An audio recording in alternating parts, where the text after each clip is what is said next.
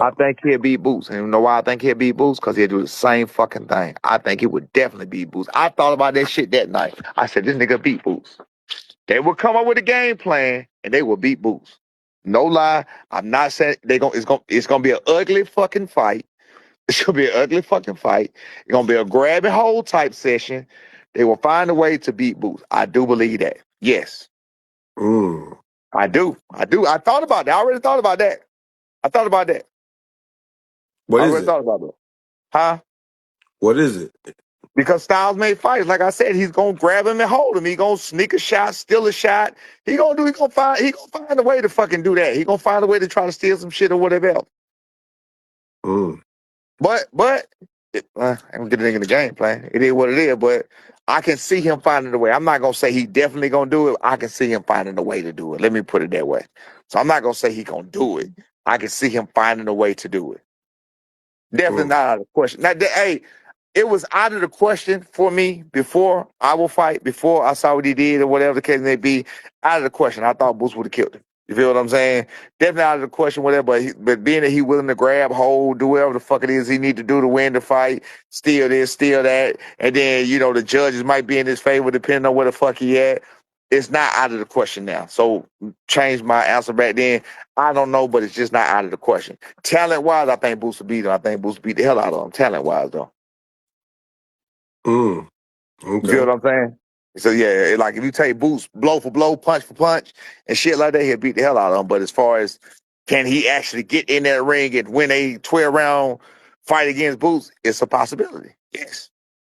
What's good, Just Do family? It's your boy KB. Back to get boxing is just do. It's your first time on the channel. Don't be a hater. Smash that like button, subscribe to the channel, hit that bell icon. And if you're really rocking with the video, hype the video and let's get it out to the masses. So let's get into it, man. Devin Haney, man. His name has been coming up a lot ever since November 22nd when he dethroned Brian Norman. He had the big knockdown in the second round. And, he ended up winning on points. He won a decision win pretty comfortably, right? And, you know, Brian Norman Sr., not too long ago, he did a, interview with Mill City. Shout out to him.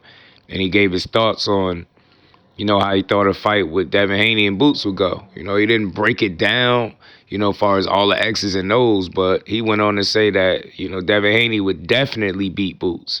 And he stated the reason why. He would jab and grab and, steal rounds and steal shots and different things like that. He would put together a game plan where he could, kind of steal the fight, steal rounds, by jabbing and, stealing little shots here or there and doing a bunch of grabbing.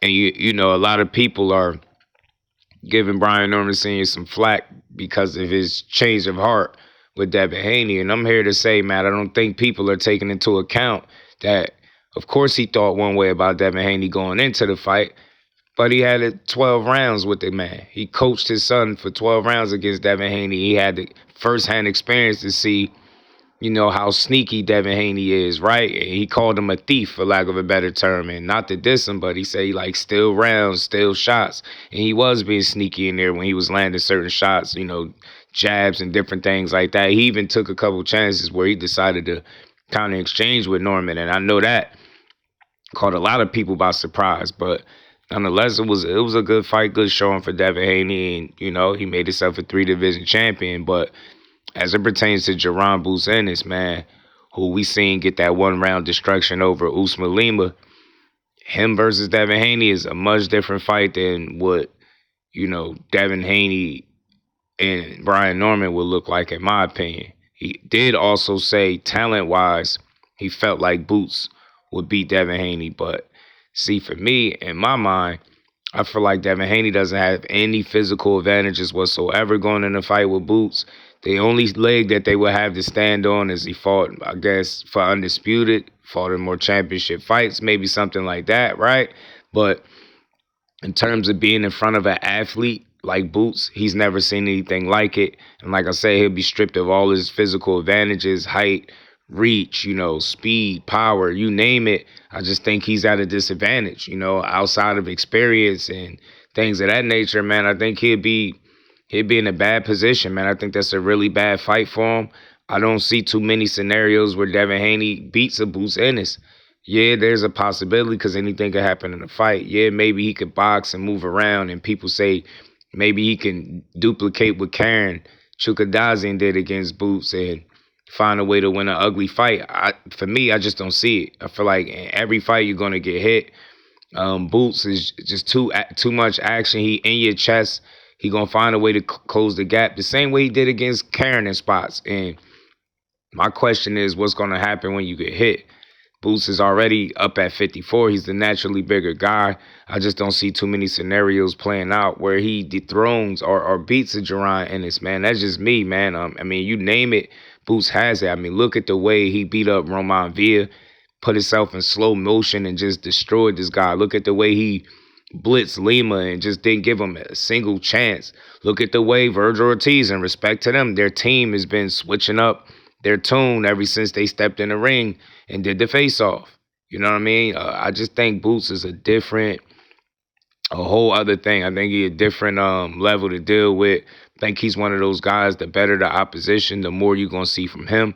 So I think he'll get up for a fight with Devin Haney. I mean, there was talks about them potentially having a fight, but at a catchweight of 52, and Devin, rejected that, rightfully so. But, I mean, look, Bill Haney has stated in the past that Devin Haney could be fighting at 54 right now.